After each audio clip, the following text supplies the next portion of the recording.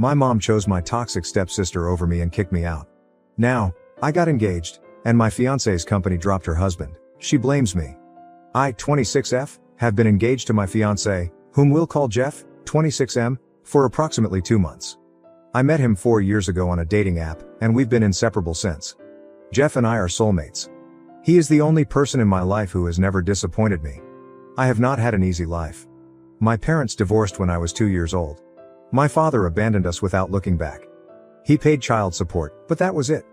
He never bothered to come and see how I was doing. To be honest, my mother, 48F, was not a terrific mother either. When I was younger, she was more focused on other activities than on raising me. I was basically reared by nannies and babysitters. When I was a little older, my mother was quite young, and her priorities were very different.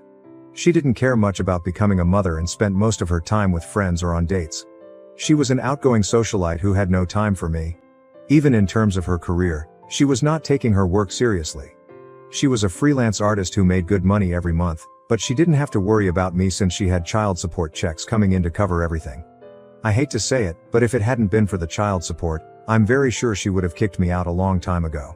She was never very devoted to me, and I suspected she was waiting for me to mature so I could leave her alone. Then, when I was around 13, she began seeing my stepfather. My stepfather, Matt, 50 million, has a daughter around my age. We'll call my stepsister Jess. When they initially started dating and my mother brought his family home to introduce us, she advised me to be on my best behavior since this was very important to her. Now, Mom had brought home boyfriends dozens of times before, but she had never been concerned about how I behaved.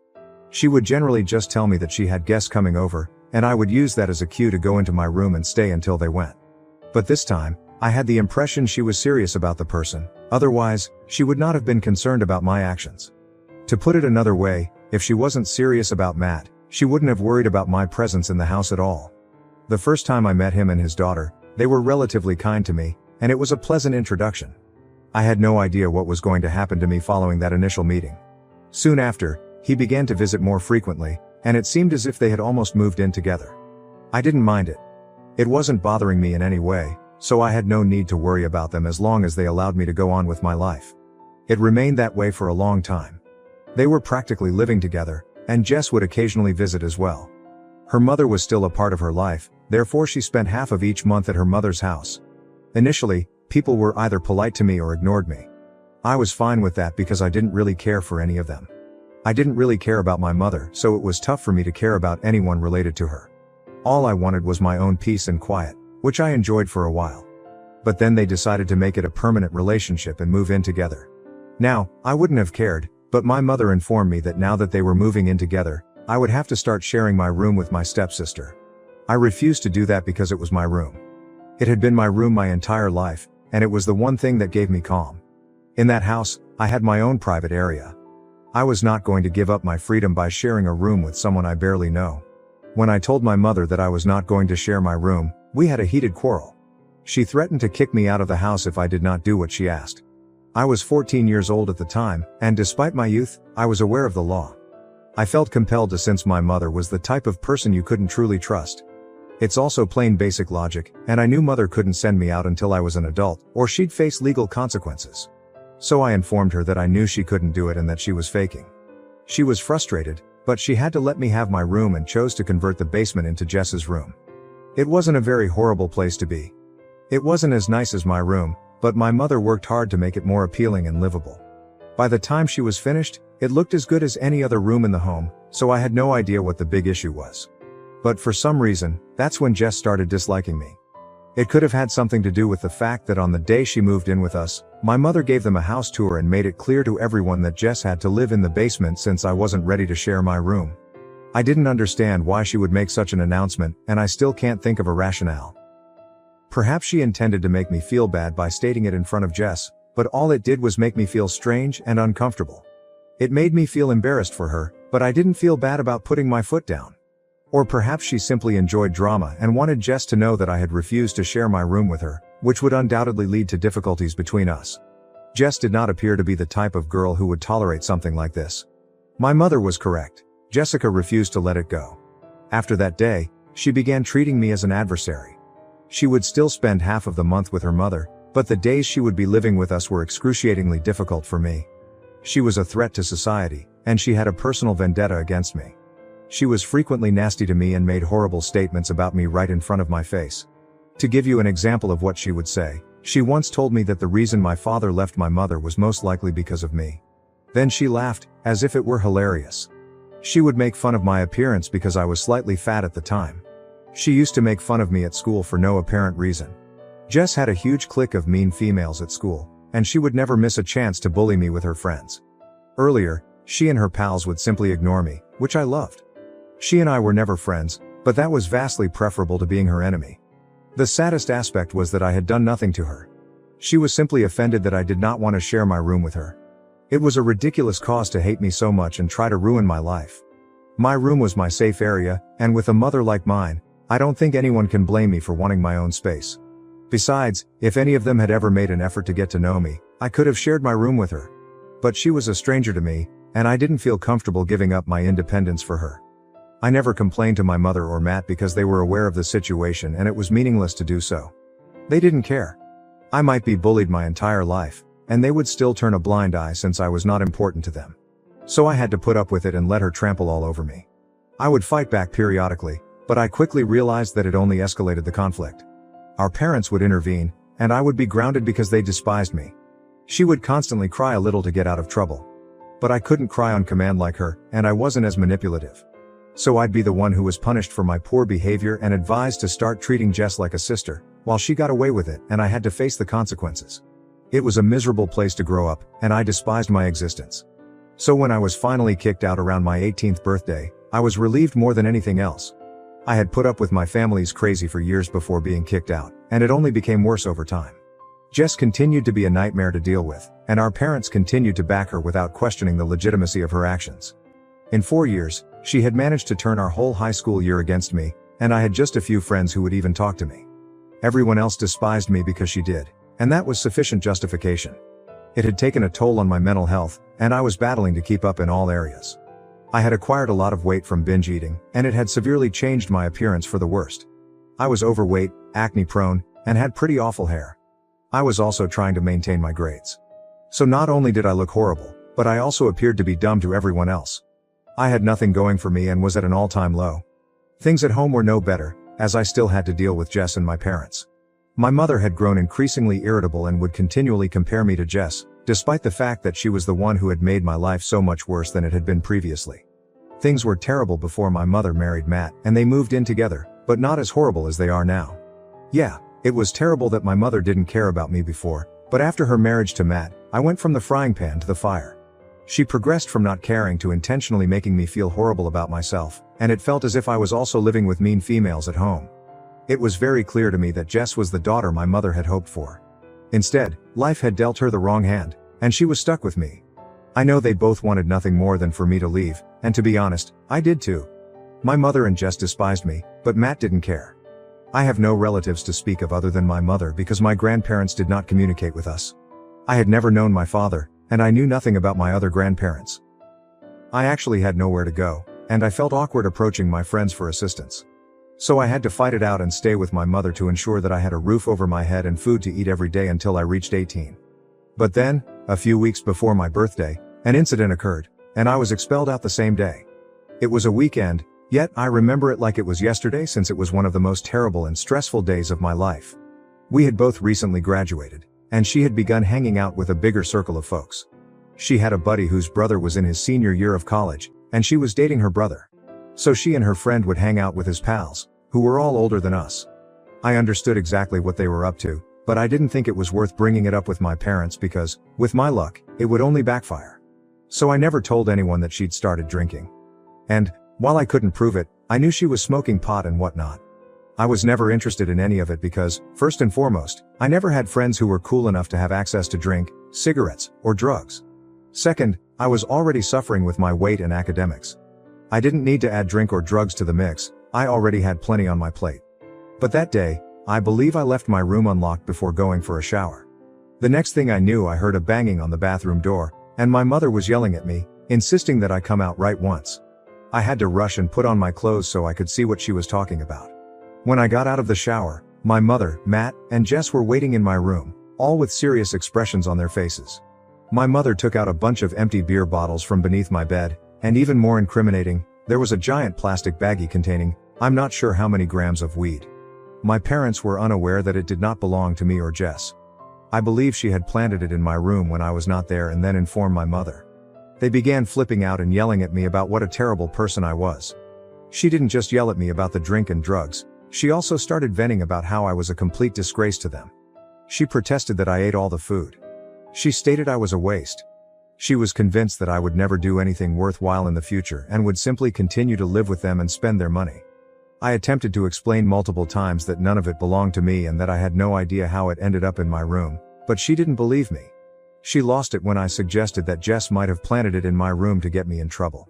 She began yelling at me about how I was always jealous of her and that I would never be as good as her at anything, which was why I was attempting to shift the blame. I was crying uncontrollably by that point, but she didn't seem to care and proceeded to rant at me. After some while, she stopped shouting at me and told me I needed to leave. I had no idea what she was talking about, so I asked her where I was heading. She told me she didn't care where I went, she just wanted me out of the house because she was tired of dealing with me. When I refused to go, she threatened to call the cops on me. She added that because I was almost 18, they would treat the drug allegations very seriously. She informed me she did not want an addict living with her and consuming all of her money and resources. I had to watch out for myself now since she was tired of pretending to be a happy family with someone who deserved nothing. I was pleading with her not to force me out because, while I wanted to leave, I knew I had nowhere to go and didn't have enough money on my own. But my mother didn't care. She informed me that if I didn't leave within that day, she would phone the police and report me herself. I was surprised that she could be so cruel, and even more so that neither Matt nor Jess complained about it. They were literally going about their day as if nothing was happening. After a lot of crying and begging, I finally started packing my belongings. I would gladly choose to live on the streets over being arrested for drug possession. I finished packing by the evening, and as I left the house, no one said goodbye, and I never looked back. I went to the park and sat on a seat for a few hours, but it got pretty cold. So I decided to go over to a friend's apartment and spend the night there, hoping they would let me. I went to my best friend Amy's house and asked if I could stay with her for a few days. She already knew how my parents were, so I didn't need to explain much to her. When I told her about what had happened that day, she was horrified. She said her parents could help me if I allowed them. I'd always urged her not to tell anyone about how my parents treated me, including her parents, because I wasn't sure if anyone would believe me. I guess I felt awkward revealing these sensitive information about my life with others. But that day, she compelled me to inform her parents, who were as appalled as Amy was. They called my mother and attempted to speak with her, but it didn't help, and she was quite unpleasant to them. So they recognized that talking to her would not make things any better. Then they did something for which I am grateful beyond words. They promised me I could stay with them for as long as I needed to and that they would assist me. They were wealthy, so money was not an issue, and Amy adored me, so she was willing to share a room with me. I spent the following few years living with them and attending community college, which was the only place I could get accepted due to my poor grades. I began working and accumulating money to buy my own place, but Amy's parents made sure I never felt pressured to leave their home and made me as comfortable as they could. Then, roughly 3 years ago, I finally acquired enough money to move out. I was proud of myself, and I was also grateful to Amy and her parents. I honestly could not have done it without them. Even on the day I moved out, they were the ones who helped me settle into my new home and informed me that I was welcome to return whenever I wanted to visit or even live with them. That was the turning point in my life. By then, I'd shed a lot of weight and my health had improved significantly. I felt and looked better. I was also generating enough money to support myself and had put in enough effort to improve myself. So I decided to start dating as well because I wanted to marry someday and needed to start searching. I met a couple of guys before Jeff, but it usually fizzled out before it could get serious. After meeting Jeff, I fully understood why. It was because Jeff and I were intended to be together, whereas the other guys I met before him were only there to have fun. When we first started dating, I had no idea he was wealthy and the heir to his father's firm. I just liked him because he was humorous and cute, and he appeared to like me as well.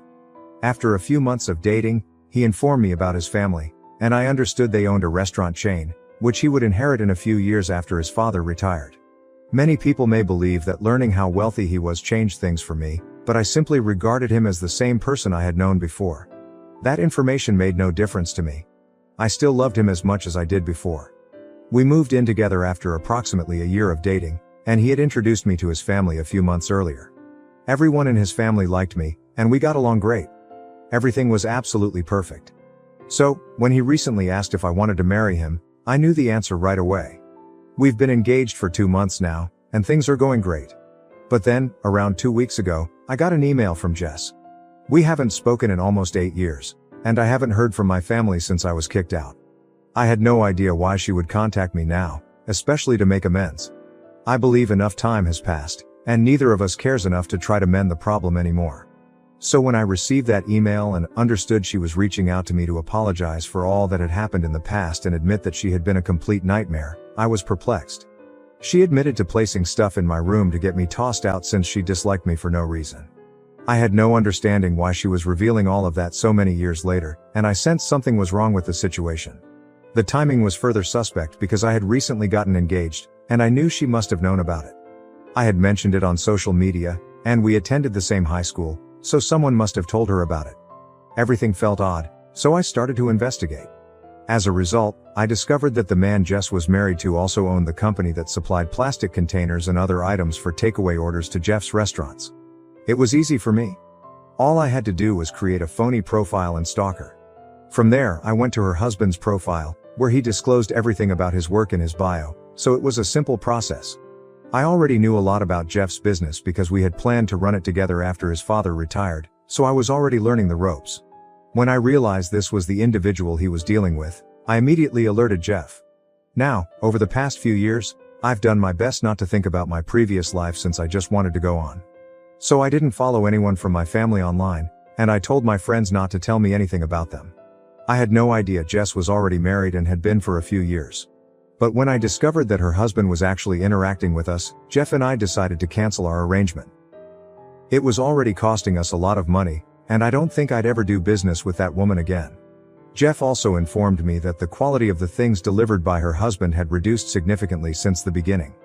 They were considering dropping him as a supplier anyhow and were in talks with another guy who offered lower prices and better products.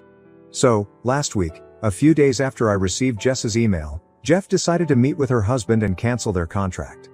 But, for some reason, Jess believes I did this on purpose to get her back, and she has been accusing me of it in her emails and social media posts.